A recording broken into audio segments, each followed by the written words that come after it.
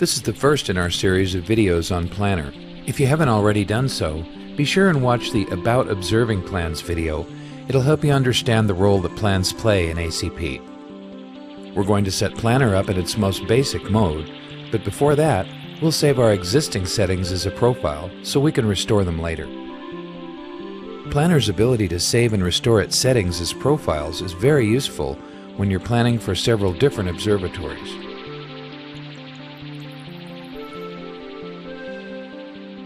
Okay, we've saved our settings as a profile. Now let's go in and change our settings, or preferences, to the most basic that Planner has. First, we'll disable Planner's timing features. We'll cover this in later videos. Next, we'll tell Planner that the observatory has no filters and an external guider. The filter boxes are now grayed out. We'll also turn off autofocus and flat panning options for simplicity.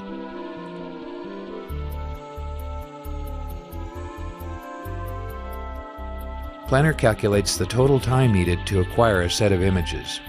These numbers tell Planner how long it takes to do various operations, allowing it to make that calculation. Total time estimation is an important part of Planner, so be sure you get these numbers correct for your observatory. If you're unsure of a value, err on the long side. Okay, we're done with our settings changes. Many of Planner's functions appear by right-clicking in this area. Create a new target.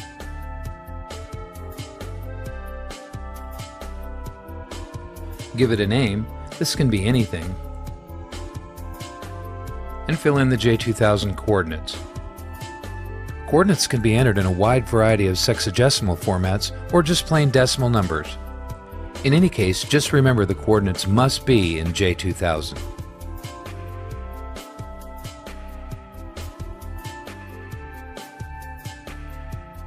The target appears in the list with the name we gave it. Now let's go tell ACP to take 2 images of this target.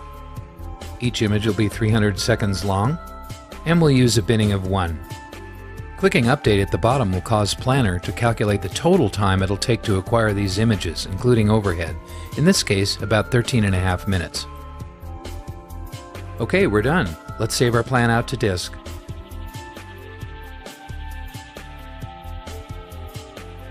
Give the file a name we'll recognize.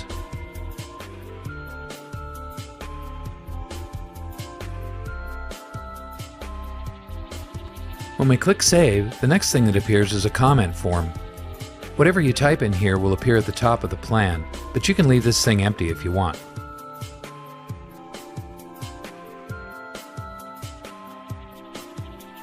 When you close the comment form, if you see this form, just ignore it for the time being. We'll explain it later. Click No. And now the plan we just made appears in Notepad. The lines beginning with semicolon are just comments and they're ignored by ACP. Here's the stuff we entered into that comment box. And here are the directives and target line that tell ACP what to do. 2 images, 300 seconds each, binning of 1 for IC 1985, and there are the coordinates. It only took us a little over 90 seconds to make this plan. We can close Notepad now, and the plan document is already sitting on our disk ready to upload or run directly in ACP. Stay tuned for more videos where we'll look deeper into ACP Planner's capabilities.